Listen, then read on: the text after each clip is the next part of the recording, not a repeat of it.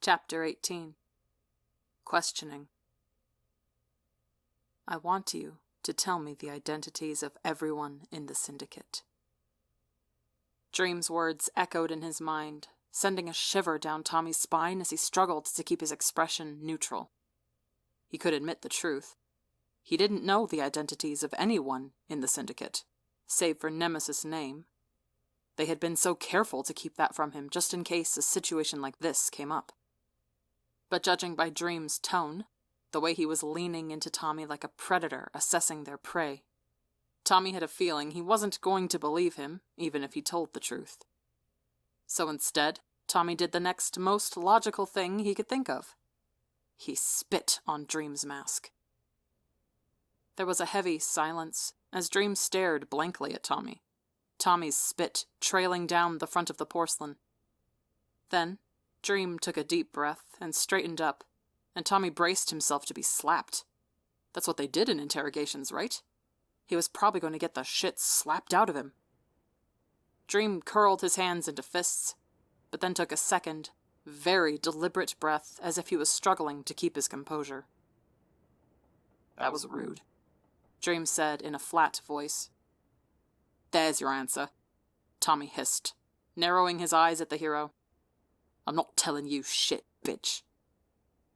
His heart was about to beat out of his chest, and if he hadn't been tied down to the chair, he was certain he wouldn't be able to stand because his legs were shaking so badly.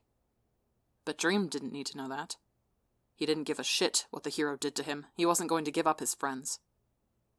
Dream let out a low chuckle, and it was bone-chilling to hear. This man was the complete opposite of the #1 hero he'd watched give him lectures about responsibility in detention. This was the real Dream, one who was determined to get what he wanted by any means necessary. You're loyal. The syndicate got lucky finding you, Dream commented, reaching behind him for his cape.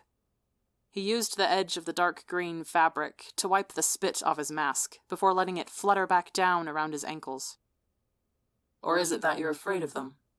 Afraid of what they'll do to you if you reveal their secrets? Because if that's the case, Tommy, I can keep you safe. You'd never have to worry about the syndicate again if you were to help me. Tommy scoffed. I'm not afraid of them, dickwad. Maybe he had been afraid in the beginning. Afraid of saying no to their offers. Afraid of what they might do if he refused to help them. But things were different now. Tommy wasn't afraid of them at all. But was he afraid for them? Yes, very much so. Which was why he wasn't going to give Dream anything. Not if he could help it. So it's the first one then. Loyalty. Dream folded his arms across his chest. That one's tougher. Breaking manipulation always is. At this, Tommy frowned. Manipulation? I haven't been manipulated. Yes, you have, Dream said, his tone gentle, as though he were speaking to a child. You don't realize it, but they've been manipulating you to their side. To see them as the good guys, and me as the bad guy. Oh, fuck off. You're not gonna get anywhere trying to gaslight me or whatever the fuck. Tommy snapped. What? I'm not trying to gaslight you, Tommy. I'm trying to help you, Dream exclaimed, and there was such a genuine tone of concern there that it almost made Tommy falter. The syndicate's been pulling you to their side, getting you involved in something you should have never been involved in. I mean, for fuck's sake, you're just a kid. For a moment, Tommy blinked in surprise. Of all the things he had expected the hero to bring up, he hadn't once considered that Dream would care that he's a kid. No, that didn't matter. Dream didn't actually care. He was just trying to make Tommy think that he did. He wouldn't fall for it. Pretty bold of you to go around kidnapping children as the #1 hero, Tommy pointed out. Dream sighed. I didn't have any other choice. I couldn't get a warrant to arrest you, and if I just tried talking to you, the syndicate would have been on my ass in seconds. Then untie me if you just want to talk, Tommy challenged. I can't do that, because you'll just try to run away. Tommy snorted. Damn right I would. Whatever you might think of the syndicate, they didn't kidnap me. But didn't they? Dream asked, cocking his head to the side. Maybe not literally, But they pulled you into their world, got you to work with them as their healer, until you were so deep in you couldn't escape. Tommy clenched his jaw. That wasn't true. Sure, Blade had forced him to heal Zephyrus once, but that was the only time he'd really been forced to heal someone. He hadn't been dragged into the Syndicate against his will. Right? It didn't matter now. He didn't regret getting involved with the Syndicate. Not anymore. "They never forced me to do anything I didn't want to do," he said. It was a slight lie, but again, his hand had only been forced once. It was close enough to the truth that it sounded genuine on his tongue. "Besides, they wouldn't have been so desperate for a healer if you weren't trying to kill them every time you got in a fight." Dream huffed at that. You think I want to have to go that far? I'd love to be able to focus on incapacitating villains, but when they're trying to kill me? Or my friends? I mean, I'm sure you saw Nemesis almost kill Flame. If I hadn't stepped in, he would have died. Only because Flame almost killed Thanatos, Tommy argued. Did you see that fight? When Nemesis and Thanatos still went by Arson and Iceman, and Flame was sent out on his own to go take care of them? Dream challenged, his voice going hard. "No, but I saw the aftermath. I nearly passed out when I healed Thanatos from those burns," Tommy told him. "How do you know that wasn't self-defense on Flame's end?"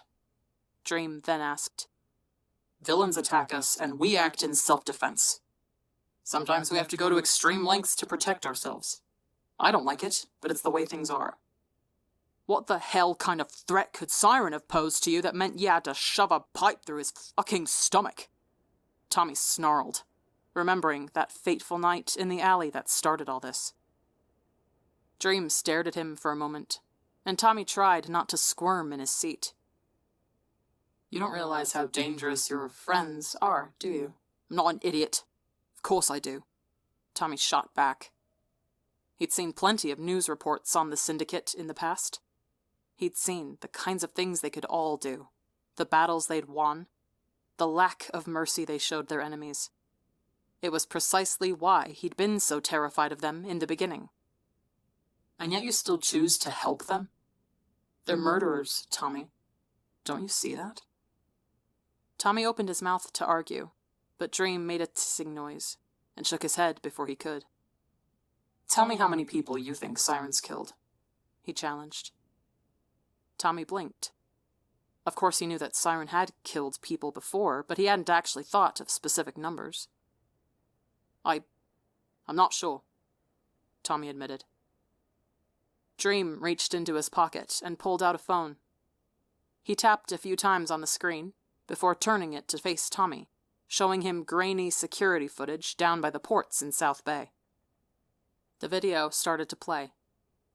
Tommy watched as Zephyrus and Blade fought against armored police officers, the two moving with a type of fluidity and synchronization that only came from years of working together. Blade would send his sword slicing through the air, and Zephyrus would lift higher than the blade without needing to be told. Zephyrus would swoop down from his flight to snatch someone up, and Blade would lift his sword to send his sword straight into their middle. It was almost like a dance. But there were a lot of police officers. If Tommy had to guess, he might even say there were 100 of them. And despite how powerful Zephyrus and Blade were, there were only 2 of them. Tommy's breathing hitched when a bullet ripped into Zephyrus's side, and he came crashing to the ground. Blade was immediately on him, shielding him with his body as the police advanced with their guns drawn. Then, a honey-coated voice broke through the staticky white noise of the video footage. "Stop," Siren ordered, as he suddenly appeared beside Zephyrus and Blade, making all the police officers freeze in place. Tommy stared at the video with wide eyes, his heart dropping into his stomach at Siren's next words. "Kill each other, until there's no one left standing."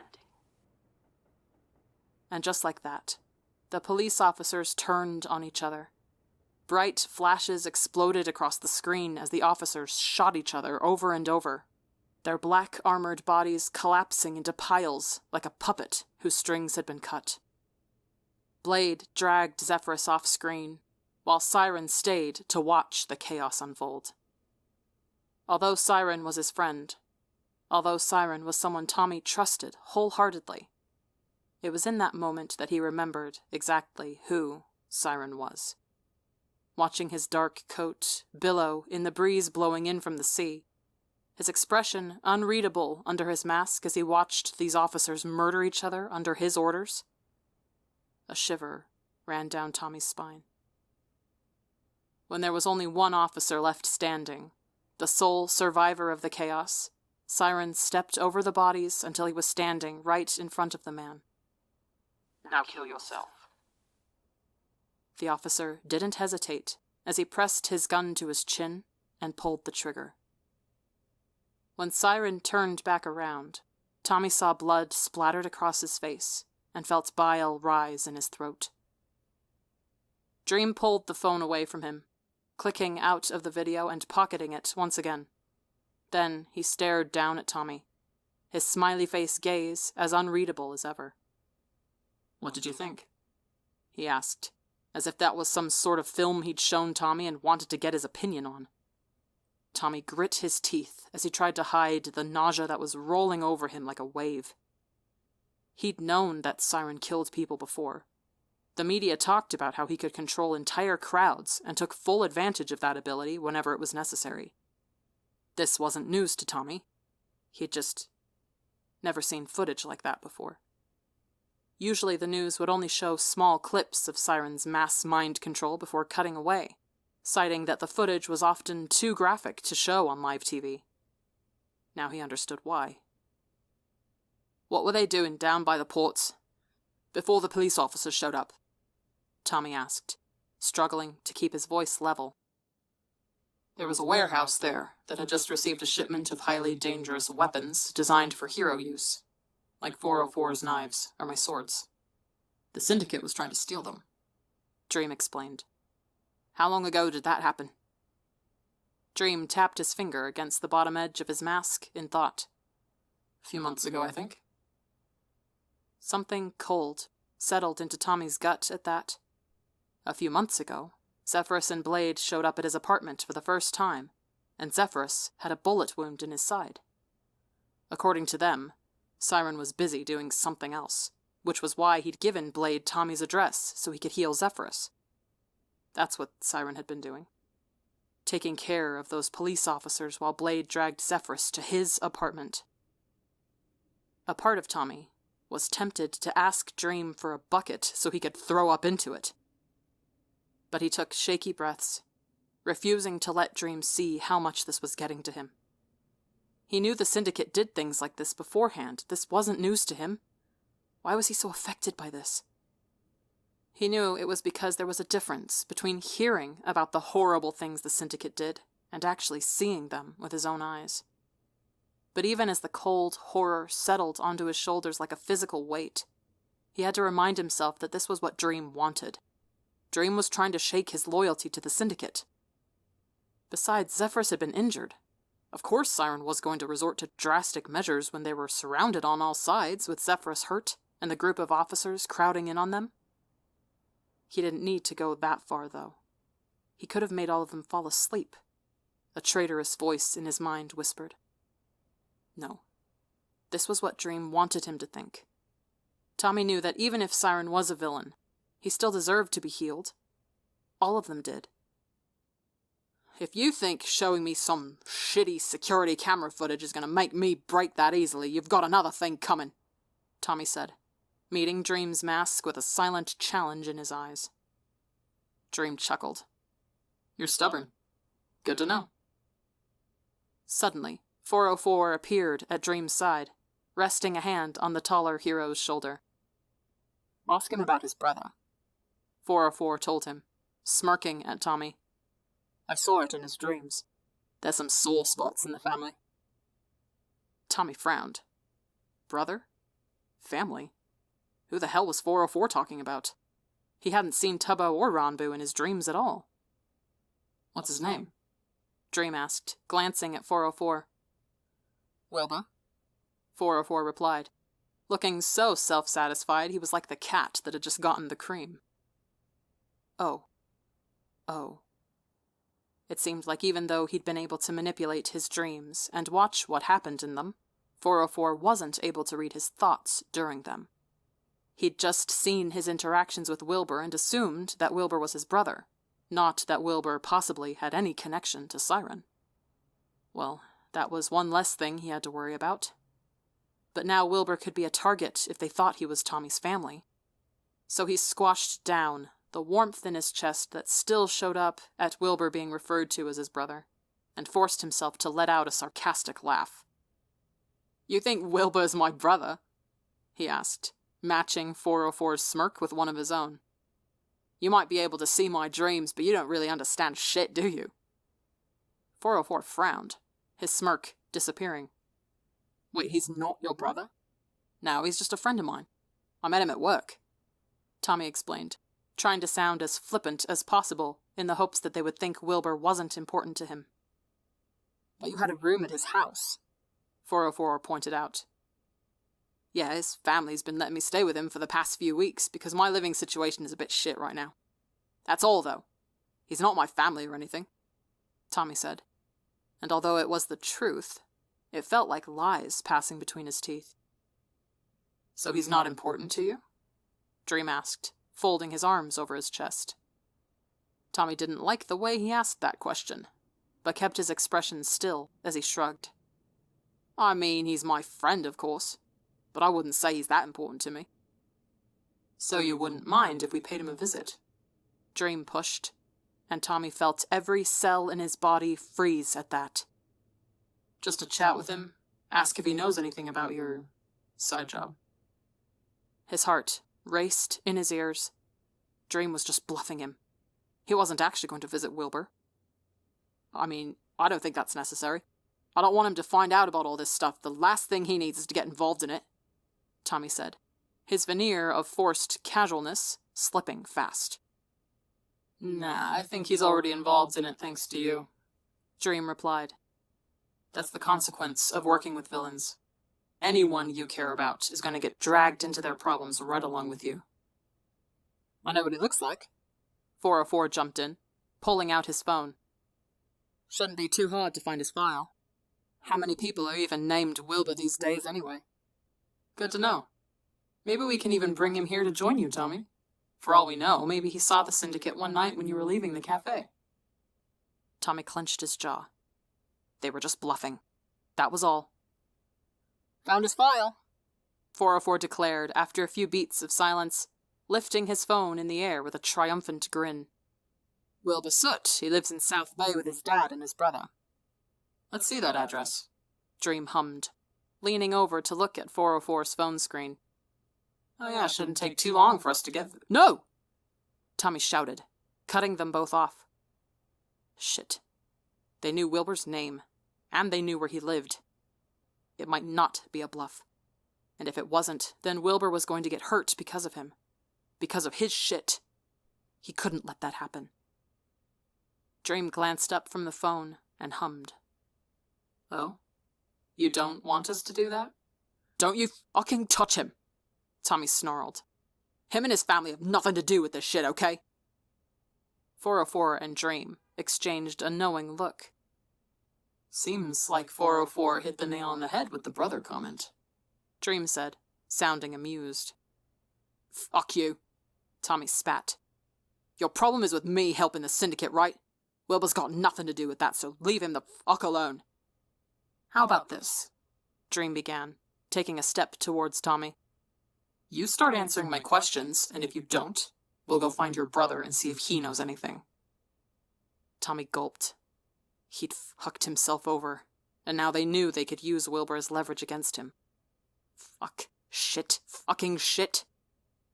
"But I don't know anything," Tommy admitted, looking up at Dream with pleading eyes. "I don't know the syndicate's identities. They never told me anything, just in case something like this happened." "Now that's bullshit," Dream said, resting a hand on Tommy's shoulder. "You've been working with them for months. They trust you completely. There's no way they'd never let anything slip." Tommy thought of Nemesis, and how he had her real name, Nikki, floating in his mind.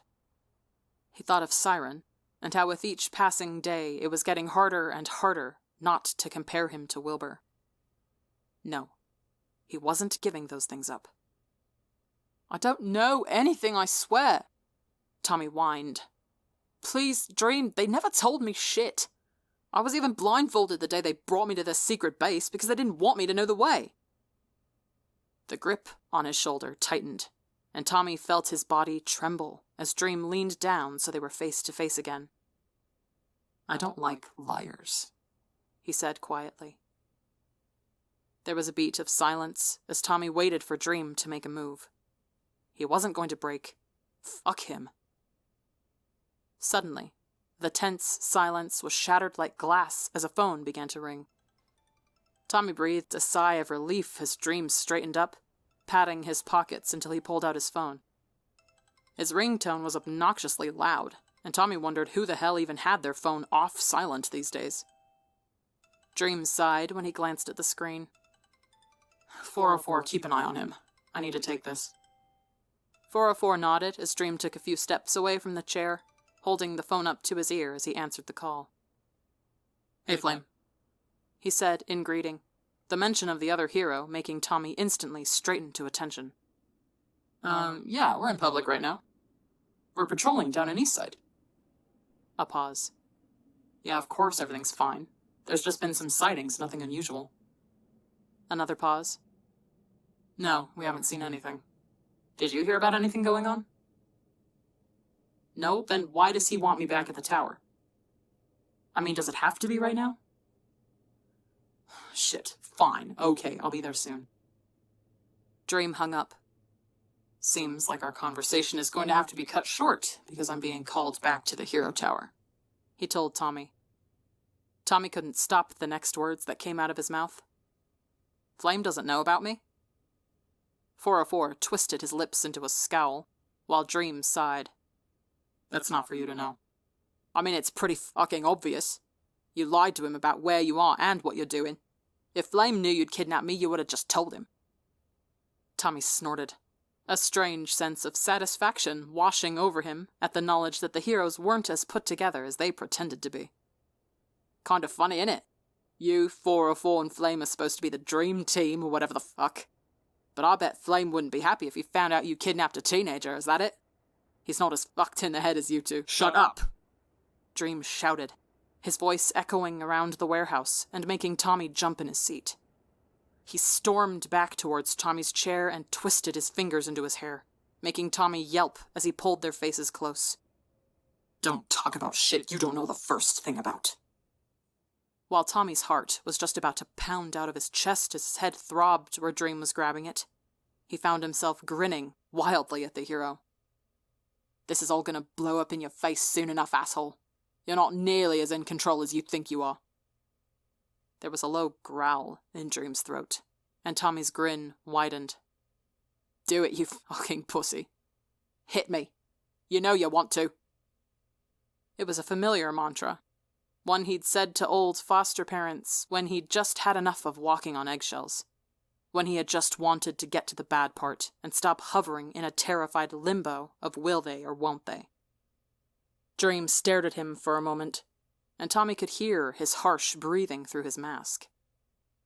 Then the hand let go of his hair, and Dream was storming away from him. Keep an eye on him, 404. And don't try your dream shit on him again, it's not going to work a second time. You got it, Dream, 404 replied, leaning back against the wall, looking like the picture of boredom. Dream disappeared around the corner, and Tommy distantly heard a door being slammed. Now alone with 404, Tommy turned his gaze towards the white goggles. So how's the bathroom situation supposed to work? Do I just gotta tell you when I need to piss? If you don't shut up, I'm putting you to sleep again. 404 cut him off. Tommy sighed. Well, this was going to be boring. That statement turned out to be truer than expected. Dream didn't come back for the rest of the day. Tommy watched the sun pass overhead from one of the dusty windows set high against the warehouse walls, its crawl up and up, painfully slow as the hours passed on. His arms and legs were horribly sore from being tied to the chair for so long. Eventually he started to complain to 404, who looked just as bored as he was, but it didn't take long for 404 to get sick of his whining. This time, Tommy didn't dream when 404 put him to sleep. Instead, he woke up when the sky was just turning the soft gray of dawn. He couldn't feel his arms and legs anymore, and figured that was at least better than them being sore the whole time. Dream showed up before the sun had fully risen. Tommy expected the interrogation to resume, but Dream seemed strangely tired. His voice was subdued, and he kept running his hands down his mask as if he was rubbing sleep out of his eyes. 404 left after Dream showed up, saying that he would be back in a few hours, but he needed to get cleaned up and check in at the Hero Tower. Once he was gone, nervousness settled over Tommy like prickling over his skin, waiting for Dream to make a move now that the two were alone. But to his surprise, instead of standing up and threatening him again, Dream just sat on the floor, leaning against a nearby wall. Do you know why the Hero Committee exists, Tommy? Dream asked, something weary bleeding through his tone. To protect the rich from villains and fuck everyone else over? Tommy shot back, raising an eyebrow. Dream chuckled, although it sounded sad. No, although I can see why you might think that. He paused, wringing his hands in his lap. Heroes were created to protect the city from individuals who use their abilities to get power over others. At first it was just because standard police officers couldn't always fight back against bank robbers or crime organizations who had individuals with very strong abilities in the ranks. But when highly powered people were made heroes and given the tools to fight back against these criminals, the criminals in turn organized themselves as well. And that's how we started the hero versus villain narrative. Tommy rolled his eyes. That's not all it is anymore, though, prick. It's not all about protecting civilians. It hasn't been for a long time. It's about getting one up on each other, trying to defeat the other by any means necessary, even if civilians get hurt in the collateral damage. It's harder than you think, trying to take down a man with literal invincibility like the Blade, without needing to damage a few buildings. Dream pointed out. I would love it if we could contain the fights better. If we could minimize damages while still keeping our heads up in fights, but it doesn't work like that. I remember when you made that office building collapse with all those people still inside it. Tommy snapped. You just had to take out one of the support beams because you had no other choice. But people died because of you, Dream. Innocent people who weren't involved in this shit. Dream's shoulders tensed at that. That was a terrible accident, he murmured, looking down at his lap. I had no idea that the building was unstable. Usually there's redundancies for support beams. You can take out one and the others will still hold. If I'd known, I never would have pulled out that beam. Even through the voice modulator, Tommy could hear genuine sorrow in Dream's voice as he spoke. But you still did it. And you didn't even manage to get a scratch on Blade in the end, Tommy said, his frown deepening. You say you're protecting civilians, but who are you really protecting in the end? So what, you think we should just let villains run wild? Should I have just not tried to stop Jester from robbing that casino? He killed 3 hostages, Dream argued. You only cared about that because those gamblers were rich, Tommy scoffed. People get mugged and hurt all the time in Eastside, and I've never seen you hero fucks patrolling down there. Dream huffed. You think we have freedom over where we patrol? I can't just say, oh, I want to patrol in Eastside tonight. The Hero Committee is largely funded by donations from people who live in West End. We're given schedules from the city for where we have to patrol and for how long. And more often than not, it's usually centered in the areas where our biggest donors live. Oh, please, you're the #1 hero. What are they going to do if you go patrolling Eastside one night instead of West End? It's not like they're going to fire you. Being the #1 hero doesn't grant you as much freedom as you think it does. Why do you think the captain retired? She got sick of not being able to do the kind of work she wanted to do, so she left. Dream explained, finally looking up to meet Tommy's eyes. I know the committee has problems, but I think it's more effective to try and do what I can instead of just leaving entirely. Many had suspected that the captain's retirement had something to do with her disapproval for the way the Hero Committee worked. Although she wasn't a very public figure who refused to do interviews unless she had no other choice, there had been rumors that she frequently had gotten into arguments with higher-ups, with her ultimately leaving when they couldn't reconcile. Now Dream claimed to be in the same position. He wanted to help, but he was restricted by the Hero Committee. It was frustrating for Tommy because while he wanted to dismiss anything Dream said outright, he also could hear at least some grains of truth in what he was saying. "That still doesn't give you the right to try and kill villains, though," Tommy said, narrowing his eyes at Dream. "Not when you lie and say you only aim to incapacitate." "You don't understand, Tommy. It's kill or be killed out there," Dream explained, the beady black eyes of his mask boring into Tommy's head. Tommy met his gaze head-on. "Then why did the Warden become a villain?" he asked coolly. When Dream straightened up at the question, Tommy knew he'd hit his mark.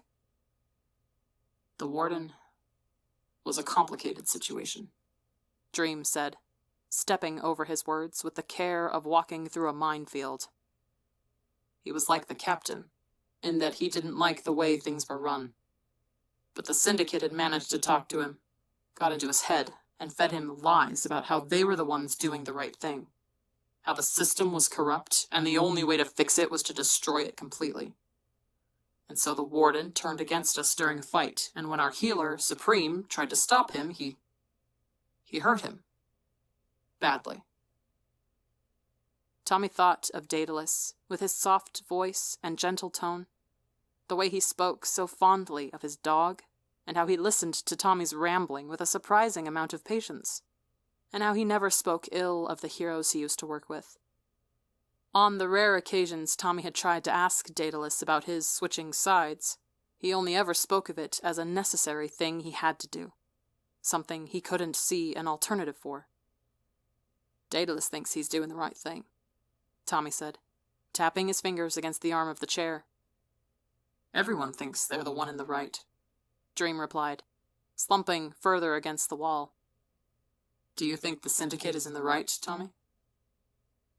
Tommy bit the inside of his cheek as he turned the question over in his mind. The Syndicate wasn't good, but neither was the Hero Committee. He still didn't know what the Syndicate's true goal was, but Dream claimed his goal was to stop the Syndicate from hurting people. But actions spoke louder than words, and Tommy wasn't stupid enough to take Dream's words at face value. But that wasn't the question, though. The question was if he thought the Syndicate was in the right. If Tommy said yes, he would be lying. At least partially so. Because he didn't agree with a lot of what the Syndicate did, especially after seeing that security footage of Siren. But at the same time, if he said no, then where did that leave him? After stating over and over again that he was healing the Syndicate because it was the right thing to do, if he admitted that he thought the Syndicate was bad, did that make him bad by extension? Was he admitting that he was doing the wrong thing? It was all so complicated it made his head spin just trying to think about it. So instead of giving an answer, Tommy just stayed silent. He hated how it felt like he was handing a victory to Dream.